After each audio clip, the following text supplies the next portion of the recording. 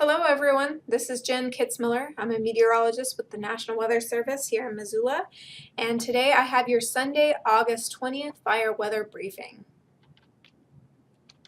So to get things started off, I have a satellite water vapor imagery loop. So just as a refresher, anywhere you see white and blue colors, that's representing moisture in the mid and upper levels of the atmosphere, whereas the orange and red colors represent very dry atmospheric conditions. And so there's a couple features I'll point out to you. The first is this shortwave weather system that's moving through today as we speak on Sunday afternoon. And that's going to be leading to some increased cloud cover. It's also going to be helping mix down a little bit of wind here later this afternoon. Not going to be nearly as strong as what we've seen the past couple of days, but things should become a little bit more breezy here as we go into the afternoon hours. Further upstream, what I really want to draw your attention to, you can make out this area of high pressure anticyclonic flow here off the west coast, and this ridge is going to be influencing our weather here as we move into the next few days. So Monday, Tuesday, that ridge that I showed you on that water vapor imagery loop will be moving over the northern Rockies area. So with that, we're going to be expecting to see some warming and drying conditions. Thermal belts at night will be strengthening due to stronger inversions coming into play. Generally, we'll be expecting some terrain-driven winds, although we may see a really light easterly flow Monday night into Tuesday as we start seeing a thermal trough building off to our west through Washington and Oregon. But that gradient should be pretty light, so overall terrain-driven winds. There is a little bit of a subsidence inversion aloft, so that'll help keep our Haines index a little bit lower just because we won't have that instability in the mid and upper levels of the atmosphere. And because of that, we'll likely see some increased smoke, especially in some of our valleys that are being plagued by nearby fires. So we'll probably start seeing that smoke linger a little bit longer.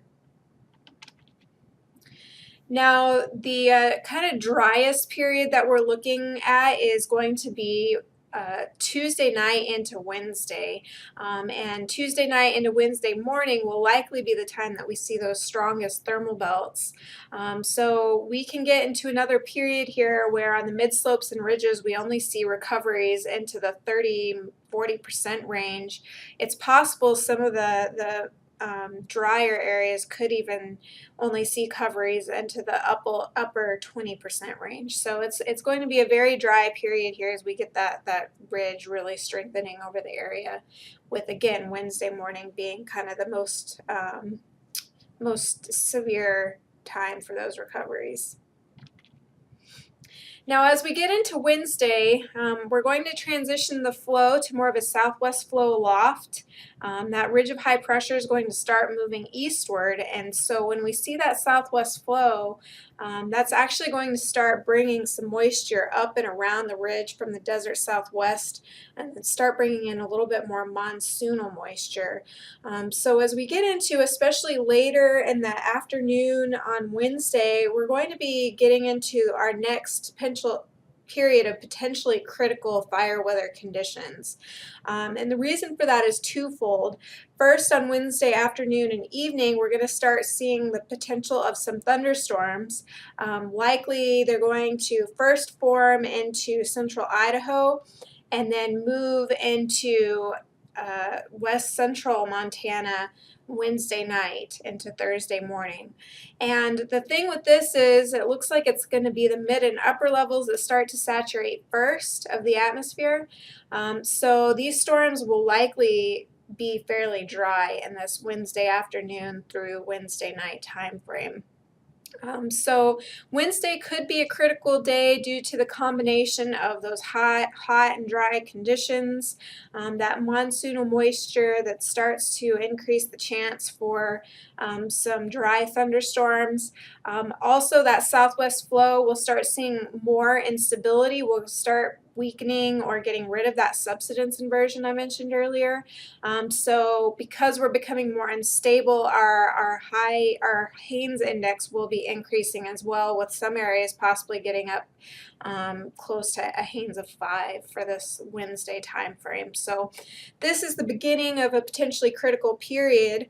Then as we move forward into Thursday, we have a cold front that's going to move through. So Thursday morning, that cold front looks like it'll be moving into northwest Montana and north central Idaho. And then as we go into later in the day, that front will shift to the southeast and more towards southwest Montana. So it's a pretty good front. There's a pretty strong pressure gradient with it, which means we could see some pretty gusty, breezy winds develop from the southwest to the west. We'll probably see a little bit more moisture in the atmosphere, so RHs may not be quite as dry as on Wednesday, but still dry enough when they're coupled with that wind that we could again see Thursday being a somewhat critical day for fire weather.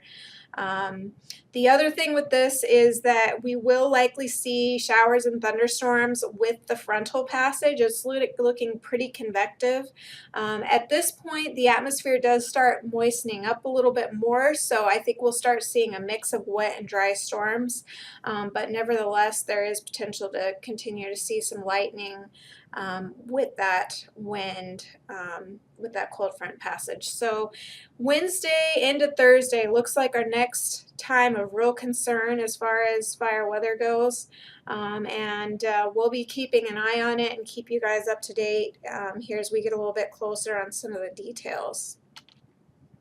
Now, just for kind of a longer range outlook, looking at with the Climate Prediction Center, this is the it says 8 to 14 day, but it's actually the 6 to 10 day outlook that I have here. So this is going out basically through the end of August. And unfortunately, we're not really seeing any sort of big pattern change or pattern shift. It's still looking like we're going to continue in these warmer than normal temperatures and below normal for precipitation. So no big changes out there.